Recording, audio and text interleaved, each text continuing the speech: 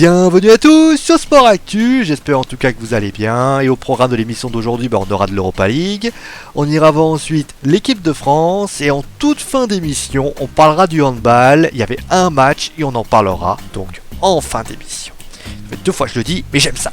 Bon allez, prenez soin de vous donc pour l'Europa League, pour les fans, prenez soin bien sûr des Stéphanois et des Niçois, et plutôt des Niçois malheureusement, parce que les Niçois, ça va pas très fort, ils affrontaient Krasnodar, et malheureusement la défaite a été très lourde, 5-2, malgré un but de Mario Balotelli.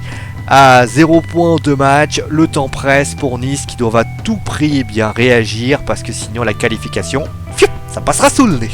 Au niveau d'autres matchs, victoire de Schalke 0-4, donc victoire facile des Allemands face à leurs adversaires. Du côté de Saint-Etienne, ils affrontaient Anderlecht, et il faut l'avouer une chose, les Stéphanois, ils ont quand même une sacrée vista, une sacrée paire de couilles, parce que les couilles quand même, ça fait sauver le monde, et la chance, elle est là. Donc faut dire tout ça, puisque là, match nul, un but partout.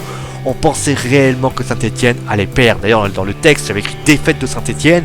Mais vous savez quoi? Le miracle vert, il est là. Geoffroy Guichard est magnifique. Puisque après un but sur penalty sur une main assez litigieuse, et bien après une mésentente du gardien belge, et bien Nolan Roux égalisera à la dernière minute, même la dernière seconde de ce match. Franchement, Saint-Etienne se sent vraiment d'une grosse galère parce qu'ils galéraient vraiment à trouver des solutions. Ils ont pris un point. Alors maintenant, la leçon de l'histoire, c'est que quand même Anderlecht était prenable.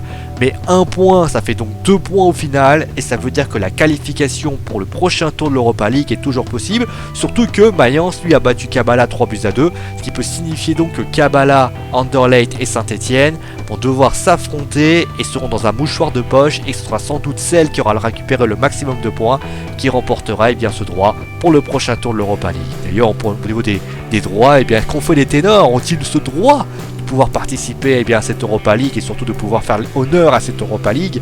L'Ajax l'a fait, le Schalke aussi, et notamment Manchester United l'a fait grâce à Zlatan Ibrahimovic. L'Athletic Bilbao l'a fait également en battant le Rapid de Vienne, et notamment les Italiens, ils ont fait vraiment honneur, parce que si Sassuolo a perdu, la Fiorentina et l'AS Rome ont gagné, et très belle victoire, 5-1 d'un côté et 4-0 de l'autre. Au niveau des Anglais et des Espagnols, ça va moyen, puisqu'il y a eu un match nul de Southampton.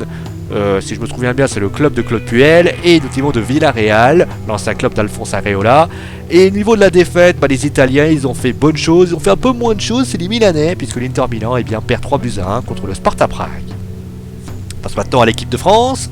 Didier Deschamps a donc annoncé aujourd'hui sa liste des 23 pour les 2 matchs qualificatifs pour le Mondial 2018. Au niveau des gardiens, il n'y a pas vraiment de changement. Hugo Lloris qui était blessé, revient dans le groupe et donc redevient le numéro 1. On notera simplement que Alphonse Areola confirmé sa présence dans le groupe. Du côté des défenseurs, finalement c'est là qu'il y a la grosse surprise, parce que les défenseurs vont voir l'arrivée d'un Basque, c'est tout simplement Enrique Laporte, le joueur de l'Athletic Bilbao qui semblait vouloir intégrer la sélection espagnole, fêtera donc sa première présence à Clairefontaine et sans doute sa première sélection avec les Bleus. Au niveau des autres, il y a eu peu de changements par rapport à tout ça. Au niveau du milieu de terrain, c'est pareil, il n'y a eu vraiment aucun changement. Les lieutenants de Deschamps, Matuidi, Pogba et les autres sont toujours là. Et au niveau des attaquants, on notera simplement la présence de Kevin Gamero, auteur d'un très bon début de saison avec l'Atlético Madrid. On notera également le retour de Kingsley Coman qui avait été blessé en ce début de saison. Les Bleus joueront leur match qualificatif contre la Bulgarie le 7 octobre et contre les Pays-Bas le 10 octobre. Et donc on termine donc avec le handball. Il n'y avait qu'un seul match ce soir. Le Paris Saint-Germain a donc battu Toulouse 38-27 sans vraiment trembler. Paris va être difficile à déloger et ce match finalement le confirme par rapport à ça. Allez, c'est la fin de l'émission Sport Actu, j'espère qu'elle vous a plu. Donc demain au programme, pas d'émission bien évidemment, mais donc le week-end, on se retrouvera le week-end avec samedi, avec de la Ligue 1 et des championnats européens. On parlera également du top 14 et des qualifications pour le Grand Prix de Malaisie.